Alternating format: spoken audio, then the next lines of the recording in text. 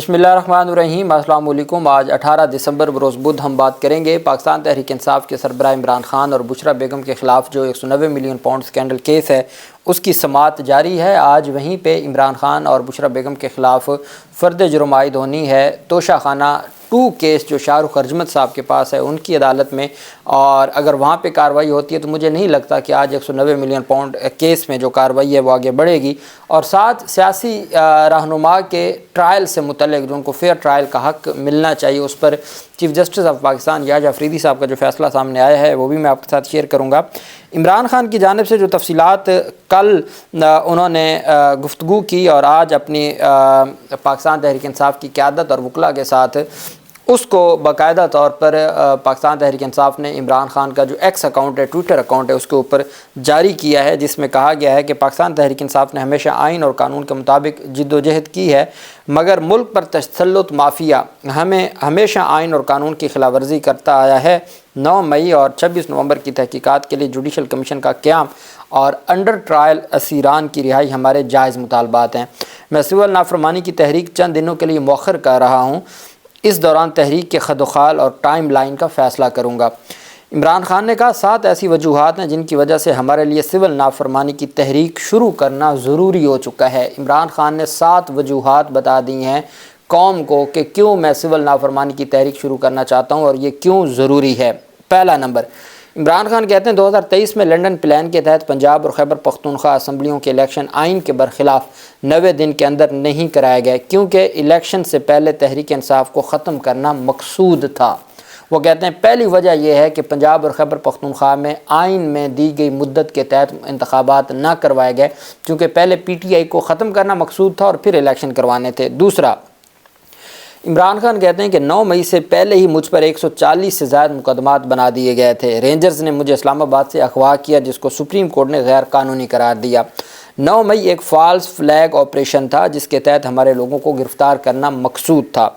10,000 अफराद को गिरफ़्तार करके झूठे मुकदमात में उनको जेलों में भेजा गया, झूठे मुकदमात में जेलों में डाल दिया गया। हमारे कारकुनान और पार्टी रहनुमाओं पे तशद्दुद किया गया, उनके घरों को तोड़ा गया, उनके ख़ानदानों को हरासा किया गया, उनको अदालतों से ज़मानतें मिलते ही किसी नए झूठे पर्चे में गिरफ़्तार कर लिया जाता था। मेरे अगवा से लेकर कारकुनान पर तशद्दुद, गिरफ़्तारियाँ सब कुछ गैर कानूनी और गैर आइनी था। इस जुल्म के ख़िलाफ़ सुप्रीम कोर्ट में पिटीशन दायर की लेकिन सुप्रीम कोर्ट ने इंसानी हकूक़ की इन बदतरीन खिलाफ वर्जियों का नोटिस तक ना लिया। काजी फैज़ हुकूमत के साथ मिला हुआ था। 1971 के बाद कभी किसी पार्टी पर इस तरह का रियासती जबर नहीं किया गया था। तीसरे नंबर पर वो कहते हैं कि तीसरी वजह यह है कि तमाम तर गैर कानूनी और गैर जमहूरी हरबों के बाद इनको गलत फहमी थी कि 8 फरवरी को तहरीक इंसाफ इलेक्शंस नहीं जीत सकेगी। सिकंदर सुल्तान राजा और काजी फ़ायज़ ईसा ने मिल के पार्टी निशान छीना जो पार्टी को बैन करने के मुतरादिफ था। हमारे उम्मीदवारों को निशाना बनाया गया। 3 उम्मीदवारों को ज़बरदस्ती इलेक्शन से दस्तबरदार कराया गया। उन्होंने कहा कि इनको इंजीनियरिंग के ज़रिए इलेक्शन जीतने का इस कदर यकीन था कि नवाज शरीफ अपनी विक्ट्री स्पीच करने को तैयार था, लेकिन तकरीर से पहले इनको पता चल गया कि पाकिस्तान तहरीक इंसाफ भारी मार्जिन से इलेक्शन जीत चुकी है। और इनको पता चला कि पाकिस्तान तहरीक इंसाफ तो जीत गई है। फिर इन्होंने फॉर्म 47 के ज़रिए इलेक्शन फ्रॉड किया। कमिश्नर रावलपिंडी ने इस फ्रॉड को कंफर्म किया और गवाही दी, लेकिन उस पर भी निज़ाम इंसाफ खामोश रहा और कोई नोटिस ना लिया गया। इस रजीम चेंज के बाद के 2.5 सालों में यूँ तो इंसाफ के निज़ाम पर कब्ज़े के लिए हर जाबिराना और गैर अखलाकी हरबा इस्तेमाल किया गया, लेकिन 26वीं यानी तरमीम के ज़रिए अदालतों की आज़ादी के ताबूत में आखिरी कील ठोंक दिया गया। अब अपनी मर्ज़ी के जज लगाने के लिए आइन के साथ खिलवाड़ किया गया। इस तरमीम की मंजूरी के लिए जो हरबे इस्तेमाल किए गए वो भी एक मज़हका खेस दास्तान हैं, लेकिन सारे मामले पर भी ना अदलिया ने कोई नोटिस लिया, ना रियासत का चौथा सुतून समझा जाने वाला मीडिया इसके ख़िलाफ़ आवाज़ बुलंद करने की इखलाकी जुर्रत थी। 5वीं वो वजह ये बनाते हैं कि मैं क्यों सिविल नाफरमानी की तहरीक शुरू करना चाहता हूँ। पहले नंबर पे कि मेरे ख़िलाफ़ मुकदमात थे और 90 दिन में इंतखाबात पंजाब खैबर पख्तूनख्वा में ना करवाए गए। फिर वो कहते हैं जी कि जो दूसरे नंबर पर इमरान खान ने ये बयान दिया कि जी मुझे गिरफ़्तार किया गया और 9 मई के मुकदमात बनाए गए। तीसरे नंबर पे वो कहते हैं 8 फरवरी का इंतखाब हुआ और हमारे लोगों को लेवल प्लेइंग फील्ड ना दी गई। चौथे नंबर पे वो कहते हैं कि हम जीत चुके थे और फॉर्म 47 पे जाली हुकूमतें बनाई गई। 5ویں نمبر پہ وہ کہتے ہیں کہ جو 26ویں آئینی ترمیم کے نام پہ انہوں نے عدلیہ کو تباہ کیا، اور نہ عدلیہ نے نوٹس لیا، نہ چوتھا ستون جو سمجھا جاتا ہے میڈیا، اس کی جانب سے کوئی اخلاقی جرات دکھائی گئی۔ 6 نمبر پہ وہ کہتے ہیں سپریم کورٹ کے فل کورٹ کے فیصلے کے باوجود پاکستان تحریک انصاف کو آج تک مخصوص نشستیں نہیں دی گئیں، نہ صرف توہین عدالت بلکہ عوامی فیصلے کی توہین اور جمہوریت پر شب خون تھا۔ 7ویں نمبر پہ وہ کہتے ہیں 26 نومبر کو ہمارے پرامن اور نہتے سیاسی کارکنان پہ گولیاں برسائی گئیں، ہمارے کارکنان مکمل طور پہ پرامن تھے، انہوں نے کسی کو نقصان نہیں پہنچایا تھا، ان کا مطالبہ آئین اور جمہوریت کی بحالی تھا، نہ تو لا اینڈ آرڈر کی صورتحال تھی، نہ ہی کوئی اور پرتشدد کارروائی ہوئی، لیکن اس کے باوجود ہمارے لوگ شہید کیے گئے، 12 لوگ مغرب سے پہلے شہید کیے گئے اور باقیوں کو رات بجلی بند کر کے گولیاں ماری گئیں۔ ان حالات میں جب پاکستانیوں سے تمام آئینی حقوق چھین لیے گئے ہیں، پارلیمنٹ اور سپریم کورٹ پر قبضہ کر لیا گیا ہے، پرامن احتجاج کا حق چھین لیا گیا ہے، قانون اور آئین کی بنیادیں ہلا دی گئی ہیں، اپنے ہی شہریوں کو گولیاں چلائی جا رہی ہیں، اداروں کو عوام کے مقابلے میں لانے کی کوشش کی جا رہی ہے، تو سول نافرمانی کی تحریک شروع کرنا قوم کی اور ہماری مجبوری بن چکا ہے۔ اس کے علاوہ اپوزیشن لیڈران کو جیل میں ملاقات کے لیے میں ویلکم کرتا ہوں۔ عمران خان نے کہا کہ میں مولانا فضل الرحمان، میں محمود اچکزئی، اختر مینگل اور تمام جو اپوزیشن لیڈرشپ ہے، میں جیل میں ان سے ملاقات کرنا چاہتا ہوں، میں ان کو ویلکم کرتا ہوں۔ اگر وہ اپوزیشن لیڈرشپ مجھ سے ملنے آئے گی تو میں ان کو ویلکم کروں گا۔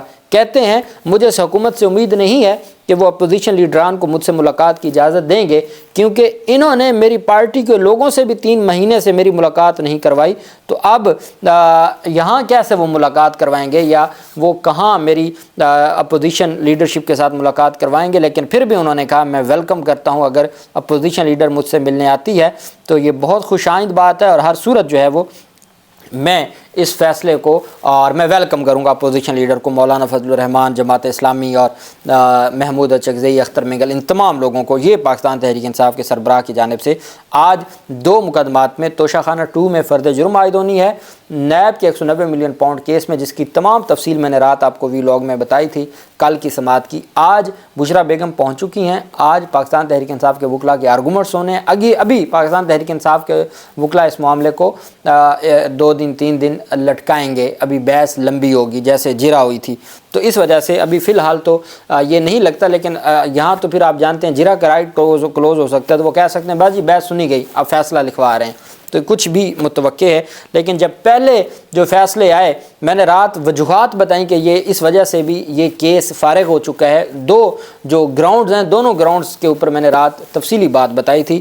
انشاءاللہ آج کی جو سماعت ہوگی اس کے حوالے میں بھی میں اس کو تھوڑا سا مختصر بیان کروں گا کہ کن 2 نکات پہ جو نامزد ایڈیشنل جج ہائی کورٹ ہیں امجد پرویز صاحب، انہوں نے دلائل دیے عمران خان کے خلاف بطور نیب اسپیشل پروسیکیوٹر کے، تو ان کے دونوں جو گراؤنڈز ہیں وہ کس طرح سے نیب آرڈیننس کی اور نیب کے قانون کی، موجودہ قانون کی خلاف ورزی ہے، اس کے اوپر بھی ہم بات کریں گے۔ Chief justice of Pakistan justice Yahya Afridi صاحب نے ذوالفقار علی بھٹو کیس میں اضافی نوٹ جاری کیا، جس میں انہوں نے ٹرائل کورٹ اور اپلیٹ عدالت کی جانب سے فیئر ٹرائل کے تقاضوں کو پورا نہیں کیا۔ انہوں نے یہ جو ڈسکس کیا ہے کہ ذوالفقار علی بھٹو کو بیسیکلی انہوں نے ڈسکس کیا ہے کہ فیئر ٹرائل کسی سیاسی قیدی کا یا حکومت مخالف قیدی کا کیا حق ہے، اور یہ ایک پوری انہوں نے ججمنٹ دے دی ہے فیئر ٹرائل کے حوالے سے اور سیاسی قیدیوں یا حکومت مخالف قیدیوں کے حقوق کے حوالے سے۔ 5 صفحات پر مشتمل یہ اضافی نوٹ ہے۔ چیف جسٹس کا کہنا تھا کہ سابق وزیر اعظم کے فیصلے سے جسٹس دوراب پٹیل، جسٹس محمد حلیم اور جسٹس جی صفدر شاہ کے جرأت مندانہ اختلافات کو تسلیم کرنے کی اہمیت بھی اجاگر ہوتی ہے، جو مشکل حالات کے باوجود اپنے موقف پر قائم رہے۔ 6 مارچ کو سپریم کورٹ نے 44 سال کی تاخیر کے بعد یہ تسلیم کرتے ہوئے ایک تاریخی غلطی کو درست کیا تھا کہ ذوالفقار علی بھٹو کے قتل کا مقدمہ غیر منصفانہ تھا اور ٹرائل کورٹ اور اپلیٹ عدالت کی جانب سے فیئر ٹرائل کے تقاضوں کو پورا نہیں کیا گیا تھا۔ چیف جسٹس یحییٰ افریدی نے افسوس کا اظہار کرتے ہوئے کہا کہ اس وقت کے غیر معمولی سیاسی ماحول اور دباؤ نے انصاف کے عمل کو متاثر کیا۔ اب سنتے جائیں، کیا اس وقت کا غیر معمولی سیاسی ماحول اور جو دباؤ تھا اس نے عدالتی انصاف کے عمل کو متاثر کیا، جو عدالتی آزادی کے اصولوں سے مطابقت نہیں رکھتا۔ یہ آج کے دور میں 2024 اور 23 اور 22 میں جو کچھ ہوا، اس کے بعد ہمارے چیف جسٹس آف پاکستان یہ لکھ رہے ہیں۔ انہوں نے کہا تاہم یہ بات قابل ذکر ہے کہ یہ ریفرنس عدلیہ کی بحالی اور عوامی اہمیت کے معاملات کو حل کرنے میں عدلیہ کے فعال کردار کے پس منظر میں دائر کیا گیا۔ چیف جسٹس یحییٰ افریدی نے وضاحت کی کہ صدارتی ریفرنس میں سابق چیف جسٹس نسیم حسن شاہ مرحوم کی بھٹو کی اپیل کے فیصلے میں بیرونی دباؤ کے حوالے سے اعتراف کو اجاگر کیا گیا اور اسے عدالتی تاریخ کا افسوسناک باب قرار دیا گیا۔ ان کا کہنا تھا اگر جسٹس نسیم حسن شاہ کے انٹرویو اور سوانح حیات میں سامنے آنے والے واقعات اور حقائق نہ ہوتے تو شاید ریفرنس کبھی عدالت کے سامنے نہ آتا۔ سپریم کورٹ کے فیصلے میں جسٹس نسیم شاہ نے اس دلیل کو مسترد کر دیا تھا کہ بھٹو کا ٹرائل لاہور ہائی کورٹ کے جج مولوی مشتاق حسین کی جانب سے تعصب کی وجہ سے ہوا تھا۔ تاہم یہ موقف افتخار احمد کے ساتھ پروگرام جواب دہ میں دیے گئے انٹرویو میں جسٹس نسیم شاہ کے ریمارکس سے براہ راست متصادم ہے۔ انٹرویو میں جسٹس شاہ نے جسٹس مولوی مشتاق کو بھٹو کا سخت دشمن قرار دیتے ہوئے کہا تھا کہ انہیں لاہور ہائی کورٹ کے بینچ کا حصہ نہیں ہونا چاہیے تھا۔ لاہور ہائی کورٹ کے بینچ میں جسٹس مولوی مشتاق کی موجودگی کو زیادتی کہا جاتا تھا۔ یہ ایک ایسی اصطلاح تھی جسے ٹرائل کے سیاق و سباق میں صرف تعصب کے طور پر بیان کیا جا سکتا تھا۔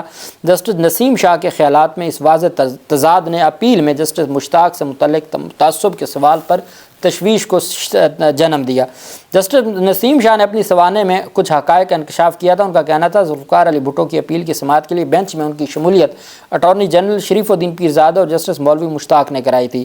چیف جسٹس یحییٰ افریدی نے کہا کہ بینچ کی تشکیل میں اس طرح کی ہیرا پھیری، اب بینچ کی تشکیل کی ہیرا پھیری بھی خود چیف جسٹس آف پاکستان بتا رہے ہیں، بینچ کی تشکیل میں اس طرح کی ہیرا پھیری اور عدالتی غیر جانبداری کو کمزور کرتی ہے اور کارروائی کی شفافیت کے بارے میں سنگین خدشات کا اظہار کرتی ہے۔ اپنے اضافی نوٹ میں انہوں نے کہا مجھے سابق چیف جسٹس قاضی فیاض عیسیٰ سمیت دیگر ججز کے نوٹس پڑھنے کا اتفاق ہوا۔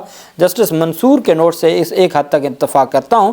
جسٹس یحییٰ افریدی نے کہا کہ ریفرنس میں دی گئی رائے میں کیس کے میرٹس پر کسی حد تک بات کی گئی ہے۔ سپریم کورٹ صرف ایڈوائزری دائرہ اختیار رکھتی ہے۔ تاہم فیئر ٹرائل کے سوال پر فیصلے کے پیراگراف سے اتفاق کرتا ہوں۔ فیئر ٹرائل کی حد تک فیصلے کے پیراگراف سے اتفاق کرتا ہوں۔ باقی جو اضافی نوٹ ہے منصور علی شاہ صاحب کا، ان کے ساتھ کسی حد تک ایگری کرتا ہوں۔ باقی جو فیصلے کو میرٹس کو ٹچ کیا گیا ہے قاضی فیض فیصلے کو، اس سے وہ اختلاف کرتے ہیں۔ یہ ان کی جانب سے۔ اب وہ اس وقت چیف جسٹس آف پاکستان ہیں، وہ یہ سارا کچھ جو ماضی میں ہوتا رہا اس کے اوپر بات کر رہے ہیں۔ اصل بات یہ ہے کہ اس وقت وہ اپنی کیا ذمہ داری نبھاتے ہیں پاکستان کے لیے اور عوام پاکستان کے لیے اور سیاسی قیدیوں کے لیے فیئر ٹرائل کی، یہ اصل سوال ہے۔ اللہ پاک پاکستان کا حامی و ناصر ہو۔ بہت شکریہ۔ اللہ حافظ۔ پاکستان زندہ باد۔